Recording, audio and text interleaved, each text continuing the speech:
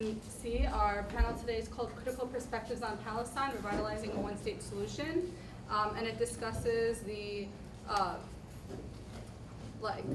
whether a two-state solution is possible in Israel, Palestine, and which it's not, and why a one-state solution is the most just solution in order to ensure equal rights for all citizens, regardless of race, religion, ethnicity, nationality. So my name is actually Nardin Kiswani. I'm representing College of Staten Island SJP, part of CUNY. Lena Wizzi from John J. SJP. Welcome to my school. I'm Dan Zion. I'm from Hunter College SJP and Revolutionary Student Coordinating Committee. And we have one more panelist also running late on his way, Khalil Vasquez, representing City College of New York. So we're all representing the different SJPs of CUNY today. All right, we're gonna start with Lena's part. All right, so I'm gonna begin. So why is the two-state solution so appealing? Why do all of these different stakeholders have such an obsession with the two-state solution? So first off, the Palestinian Authority needs to convince its people who have historically seen it as useless and unworthy and unrepresentative of the wishes of the people, needs to convince them that they're actually making some progress so that they can continue to get diplomatic and economic aid to subsidize their lives, the lives of the civil servants working for them, the soldiers, the police officers. The Israeli government clings to the two-state solution because it's what most of its population seems to want. And it also gives off this facade that they're actually working towards a diplomatic solution, even though their increasing settlement expansion says otherwise. American politicians need the two-state solution because it upholds this idea that they're working towards a diplomatic solution, that they're biased, that they're unbiased, and that hides the fact that they really can't disobey Israel. So it gives off this idea that they're actually working towards a just solution for both parties, even though they really are just doing whatever Israel wants. So before we talk about whether or not a two-state solution is possible, is it just? So ideally, even if we could have a two-state solution, would it be just for all people? So the idea of a Jewish state itself is inherently unjust because it inevitably means the subjugation of anybody living in the state who is not Jewish, and we see that now in Israel that Palestinian citizens live as second-class citizens. Both the Israelis and the Palestinians have completely different ideas of what a two-state solution would look like. There's obviously a lot of things that there are disputes over, such as Jerusalem, what would be the capital of the states, what they would do with all these hundreds of thousands of settlements. And then any two-state solution would deny the right of the 1.8 million Palestinian refugees and their descendants who have been expelled from Palestine since 1948. So the answer is no. Any two-state solution would not be just for all of the peoples living in Palestine and in Israel. And this, you're in a state of denial that you're not practicing apartheid, and in a state of rage when it's mentioned. And then the two-state solution, that's just, that's the answer for everything. Even though we've seen that it's increasingly becoming more impossible. But it's still something, this idea that we all cling to. So now, is it possible? So the day after the after the Oslo Accords, Edward Said wrote an article, and he called the Oslo an instrument of Palestinian surrender, a Palestinian Versailles. So this was when really the two-state solution was solidified with the 1993 Oslo Accords, where the U.S. was able to pat itself on its back and say, we got the Palestinians and Israelis to come to some kind of agreement, even though in reality they really made no agreements. They didn't discuss international borders, they didn't discuss what they would do with the settlements, they didn't discuss security, and it just, it was, we'll eventually discuss this, but they never actually did. They didn't forbid settlement expansion, so right after that, settlements, within the next decade, settlements doubled in Palestine, in the West Bank. Benjamin Netanyahu, who came into power in '96, 3 years after Oslo was signed, he explicitly said and continues to say that a Palestinian state would be contradictory to the Jewish right to self-determination, and that any Palestinian state would be is impossible, and it's not something that he's he's working towards. And this is something he continues to say, and it's evident in the fact that he continues to push for more settlements in the West Bank. So at the end of 1993, just to put it in perspective, there were 115,000 Israeli settlers in the occupied territories, and in the next decade, it doubled. So right after Oslo, when it was supposed to be this time where they were working towards a two-state solution, the settlements doubled. And now settlements are now 42% of the West Bank. So we think of, how would we have a one-state solution? That seems like something that's so impossible. But actually, if you think about the way Israel and the settlements in Palestine is set up now, it actually is a one-state solution, because Israel has control over all of Israel and Palestine. Anywhere you have to go between Israel and Palestine, whether you're going to Ramallah, to Bethlehem, anywhere, you're gonna come up and you're gonna be confronted by Israeli security. So it essentially is a one-state solution already. The question now is, what kind of one-state solution do we want? Do we want to continue the one-state solution that we have, which is based on subjugation, which is a religious supremacist state, or do we want a one-state solution that advocates equal rights for all, that's actually truly democratic? Do we want one based on equality and justice? So that's the question now. The question shouldn't be, is a one-state solution possible, because there's already a one-state solution, but it's under the control of Israel. We need to transfer the control into making it a democratic state that promotes justice for all. And now Dan will, and then we'll take questions at the end. So just to put things into perspective, we're actually tackling the issue from different kind of like viewpoints. So Lena was speaking about it from the practical viewpoint, and Dan is gonna talk about it in a revolutionary perspective, why the one-state solution is important to leftists, to revolutionaries, to people who call themselves that. So because of the nature of the state of Israel, the establishment of the state of Israel, the mass deportations, ethnic cleansing, and genocide of the Palestinian people, a two-state solution was always going to be in the interests of one side, right? The imperialist Zionists. And in fact, anything short of that, and anything short of complete liberation of Palestine, including 48, or what some people like to call Israel, is capitulating, it's surrender. But beyond abstract ideas of like what is justice, what is like right or morally right, the fact is it's inevitable. It's said by 2038 Palestinians will probably be a majority within 48 or within Israel, but by 2045 they will be a majority. So coupled with the return of the refugees, the state of Israel is faced with two choices basically. One is to cede democratic rights to the Palestinian citizens of Israel, in which case the state would be a de facto one state, a Palestinian national state, which everyone knows will not happen. Or the other possibility is accelerated dispossession, accelerated genocide, to retain the white supremacist Jewish character of the state. And even though the state of Israel has like a mutually beneficial relationship to U.S. imperialism, this would drastically increase the already isolated position it finds itself in.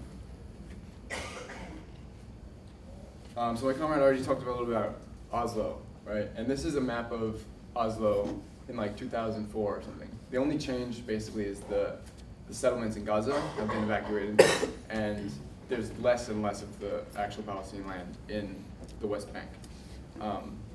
But when we talk about one state, we're talking about liberation, right? And Oslo was never about liberation. Oslo was the furtherance of imperialist policies that produced little to no gains for the Palestinian people. Only more settlers, more comprador politicians in the ruling class of Palestine, and most importantly, the ideological separation of the right of return and the establishment of a Palestinian state. Before Oslo, these two demands that were voiced by the factions were inextricable elements of the same struggle, right? The Palestinian national struggle. But now, they're divided, right? So when we talk about revolutionary ideology post-Oslo, we're talking about something that has little to no material political power in Palestine. Revolutionary organizations like the Popular Front for the Liberation of Palestine and the Democratic Front are a shadow of what they used to be in terms of actual resources and ideological consistency. But this doesn't mean that that negates the necessity of a revolutionary mass movement in Palestine. Pointing out the shortcomings of these organizations, like the inability to lead a mass movement, but still upholding the correct line in terms of things like women's liberation, one state, it's absolutely crucial for leftists here in the belly of the beast, right? So reducing a national liberation struggle to a two-state dichotomy, or even a one-state solution that's like flavored with neoliberalism in like a Lebanese-style confessional system where like the president has to be Jewish, the prime minister has to be Palestinian. It's lazy, and it does a disservice to both anti-imperialist movements here in the United States and the Palestinian national struggle.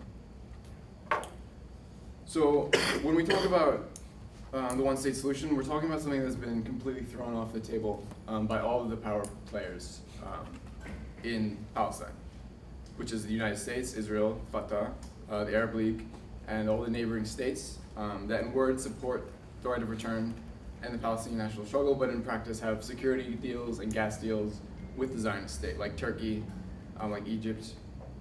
This leaves us with some factions that haven't, for varying reasons, gained the popular support of the masses of the Palestinian people.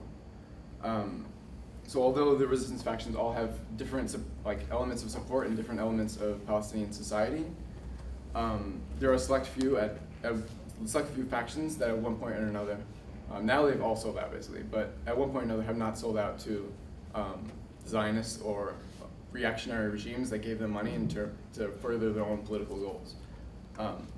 Namely, those are the PFLP and the DFLP. These two factions are one of the few that actually identify the circumstances of Palestine as one of national oppression as well as class struggle. For instance, the DFLP, their propaganda doesn't just talk about liberating physical land of Palestine. It also talks about overthrowing the economic and social relations within Palestine. Even though they're way overshadowed by factions like Islamic Jihad, Hamas, and Fatah, their historical baggage effectively prevents them from leading a mass movement without a serious reorganization of their organization. Historically, Marxist revolutionary organizations have been able to successfully lead and win national liberation struggles where nationalists have not, because they have been able to fulfill the social needs of the people.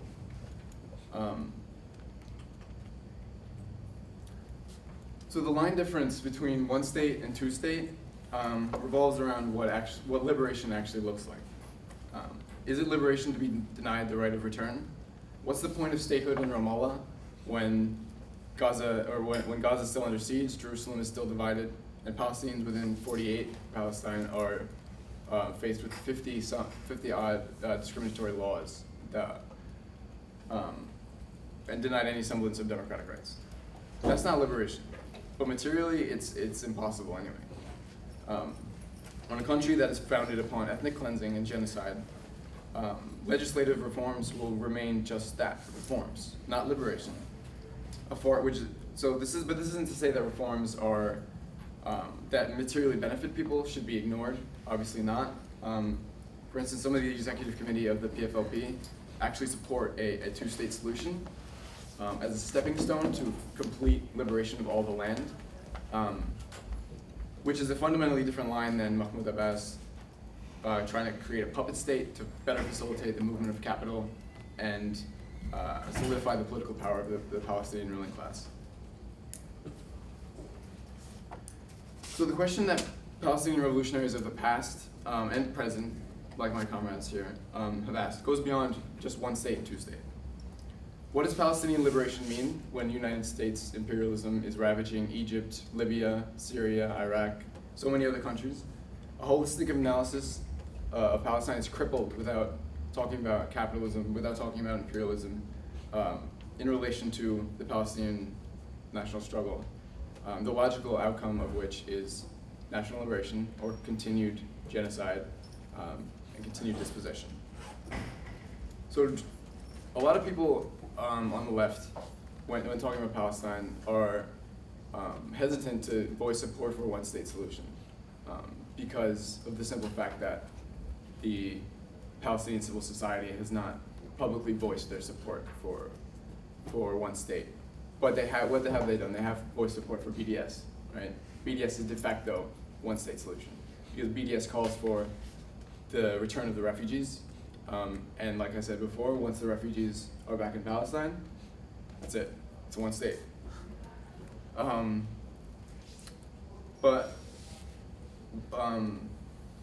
So what is it? But when we refuse to assert our politics like that, what does it mean for the liberation of oppressed nations and oppressed genders here in the United States? When we are unwilling to assert our politics aggressively, directly, and without apology.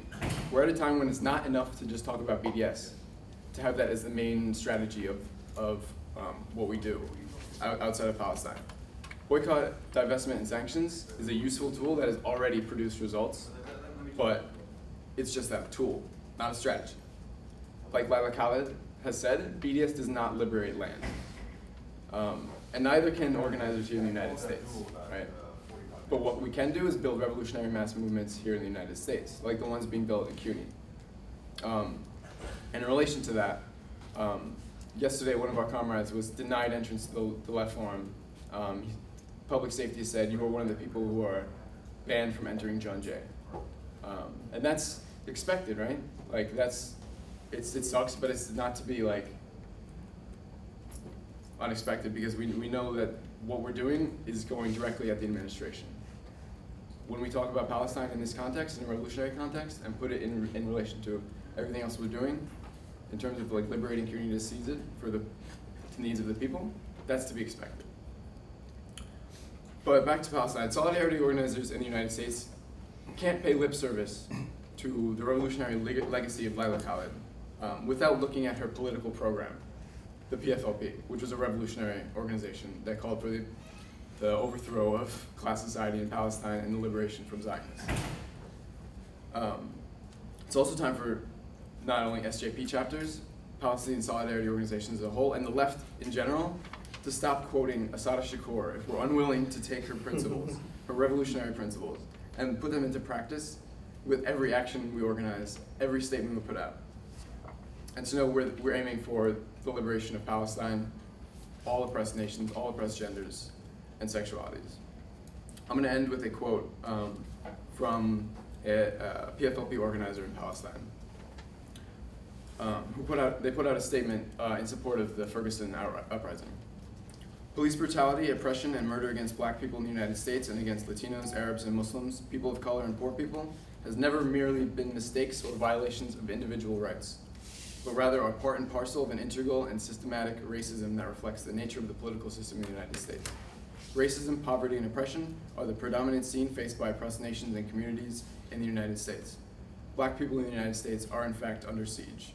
And just as we demand the end of the siege on our Palestinian people in Gaza and everywhere, we demand an end to the siege of institutional racism and oppression in education, jobs, social services, and all areas of life, and support the black movements struggling to end that siege.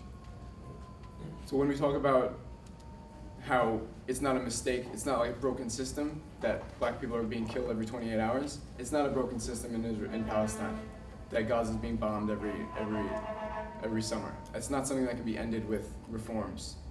The only thing that can be ended is liberation, revolution, led by the mass movement of the people. That's all. And now I have to go be a wage slave in Starbucks, so.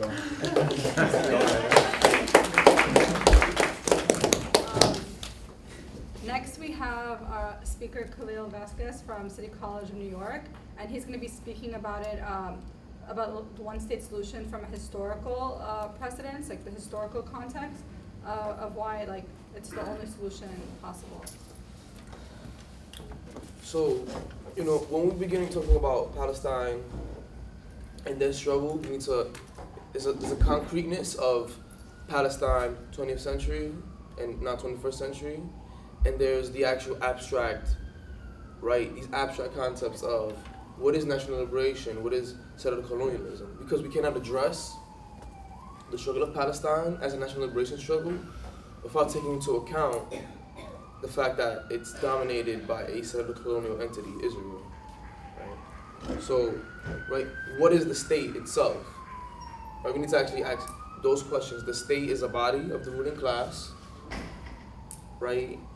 It's a class body, right? It's an executive for the class coming from a Marxist perspective. But apart from just being that for the class, it does actually eliminate a national boundary, right? A state does, right? I mean, oppressed nations won't have a state. Palestinians don't have a state, right? Kurds don't have a state. African Americans do not have a state. But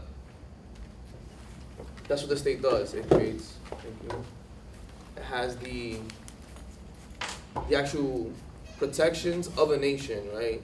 Although the ruling class of any given country is Ecuador or whatever, right?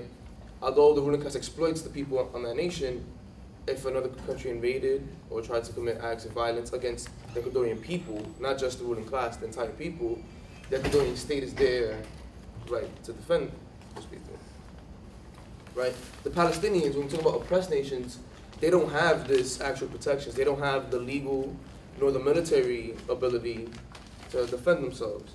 When we're talking about Palestine, we're talking about not only a national liberation struggle, we're talking about a struggle against settler colonialism. And that creates a specific problem because it's not an indirect rule, right, as we saw in other type of colonialism, right? You can talk about many countries in Africa, Asia, or even Latin America, where you had you had a few people, had a few officials from the mother country, and then you had local compradors. Not that you don't have local compradors, but right, the actual system of rule was very different, right? The concrete reality is that settler colonialism has never been solved through two-state solutions, right?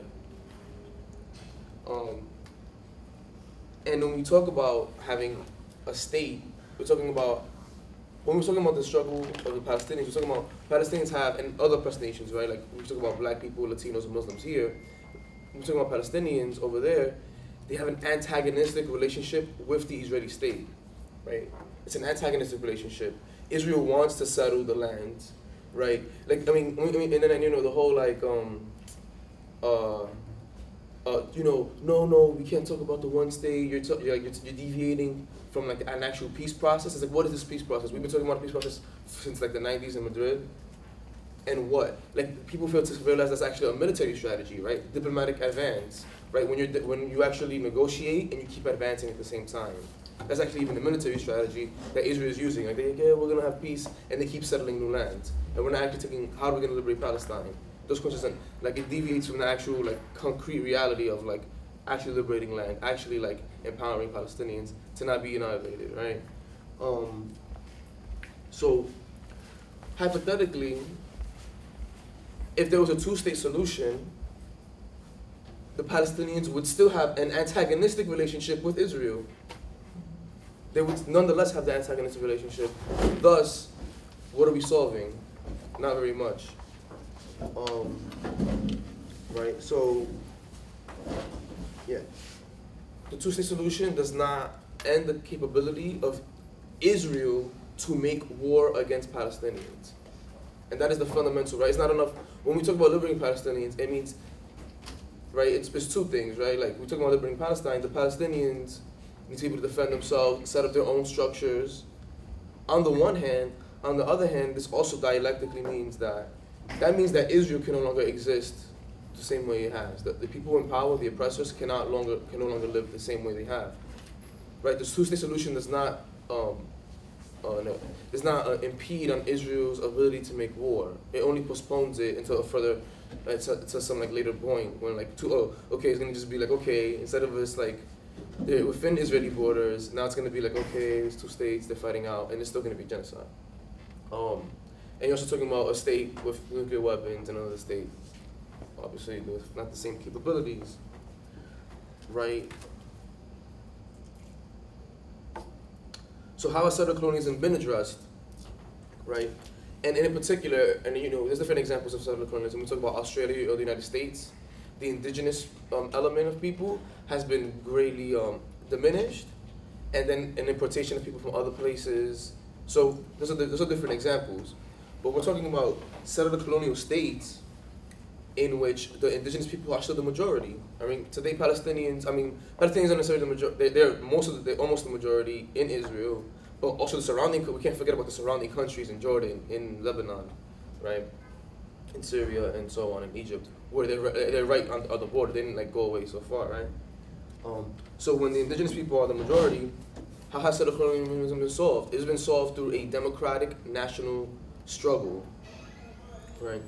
And I'm gonna give a few examples. So Liberia, very much the Black Israel, right? I don't know, just give a quick gloss over. Is right, African Americans, sponsored by white Americans, being seeded into Liberia to colonize it. And much like America, right, the native people, the native Africans, different peoples that lived on Liberia, didn't have rights, didn't have like actual rights until like 1980s, until Samuel Doe actually won an election. Samuel Doe was the first African in the 1980s, from 1820 to like 1980s, to actually be the first indigenous person to be elected. And as soon as he got into power, right, like other forces backed Charles Taylor, the Americo Libero, they elected a section of African Americans who ruled the country. And it was a civil war after that, right? But the Africans didn't ask, okay, you know, the African Americans are gonna have their one section of Liberia and we're gonna have another section of Liberia. It's like, no, it's one state, it's a push for that whole national within the national boundaries, we're going to like seize power and like not, and you know, the majority, it is a democratic solution at the end of the day.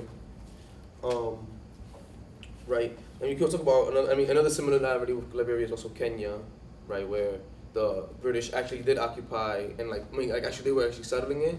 And the Mau Mau, like, it wasn't like, again, right, it's just like thought experiments, like it never even occurred to them that like we're gonna like give a section of like land in Kenya for the British to have a state and set it up, and then we're gonna have another, like, no, it's like this is all ours. We're going to have a democratic solution in which the majority, right? And of course, right, South African apartheid was not a two-state solution, obviously, right? I'm not even gonna go over that. But I think the best example we would talk about is Algeria in the 1950s, right?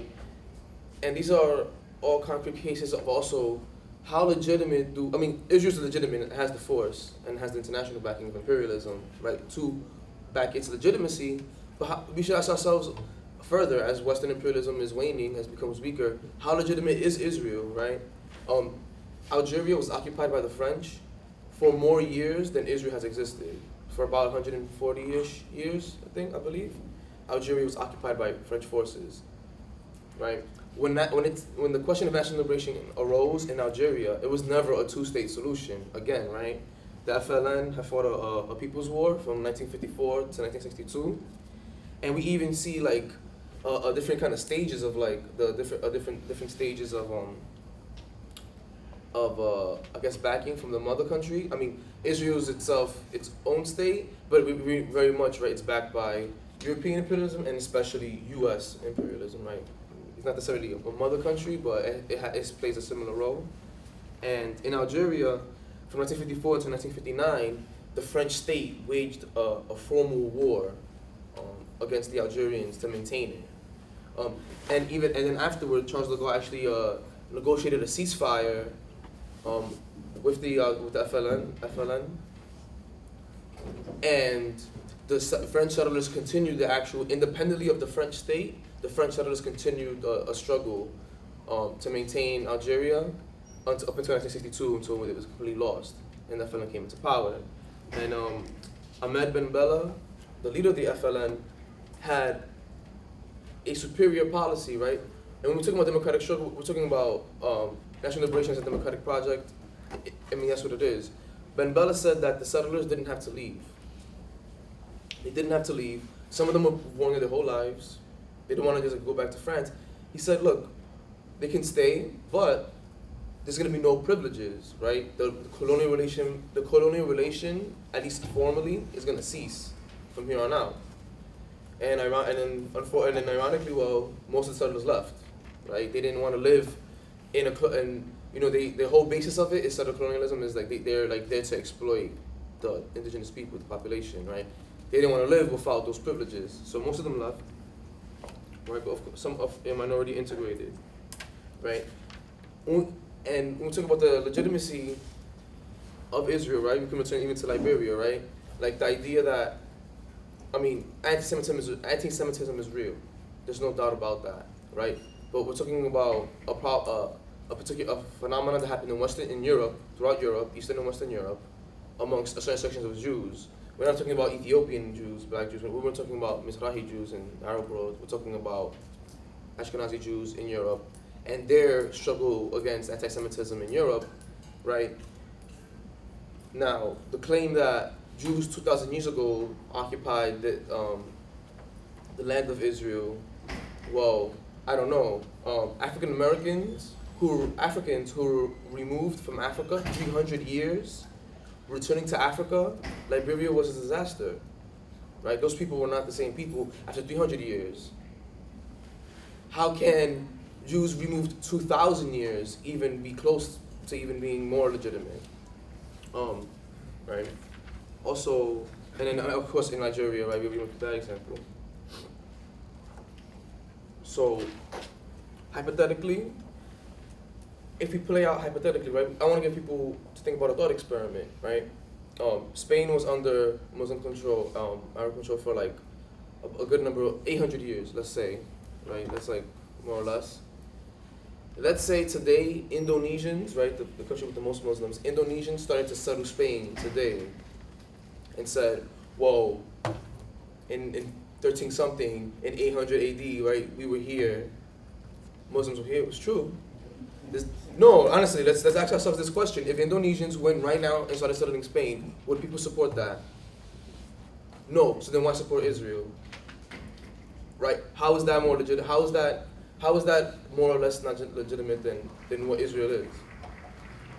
So, unfortunately, settler colonialism is not tied to like ideas and notions of morality. It's also not tied to hypothetical thought experiments, but actual relations of force.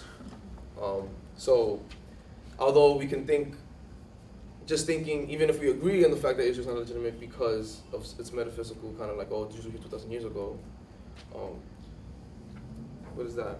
That doesn't actually give a solution as to that. So, summing this up, we need to think about like the actual, like what is the remedy, right? If settler colonialism is the disease, what's the remedy?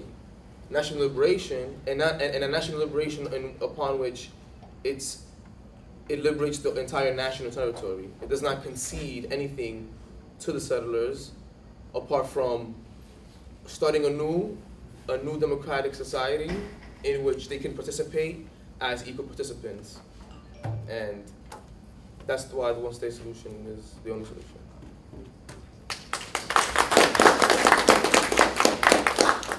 So just to recap, what we kind of established today before we go into Q&A. As Lena said before, the two-state solution has been dead. But, the two-state peace process industrial complex keeps it going for all the relevant stakeholders. There cannot be peace on stolen land. Without justice and without the right of return, there will never be peace. One state already exists. It's just about restructuring who has the power. And as long as power remains in the hands of the occupiers, in Israel, and the oppressors, there's never going to be justice for Palestinians, and there will never be peace after that. Moving forward, one of the most important aspects of the Palestinian cause is the right of return.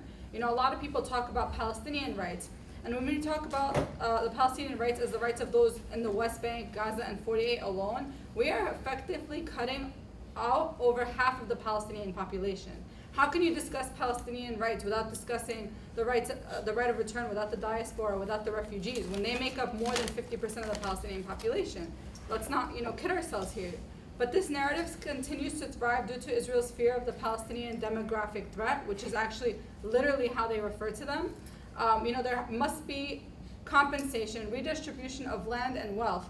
We will go from numbers and statistics, in the right of return, to demanding compliance with our political requirements, dismantlement of nuclear weapons, and in this completely different environment, Palestinians in 48 and the West Bank could possibly ally with anti-Zionist Israelis and other oppressed groups, such as the Ethiopian Jews or Mizrahis, non-Jewish Russian-speaking immigrants, foreign workers, etc.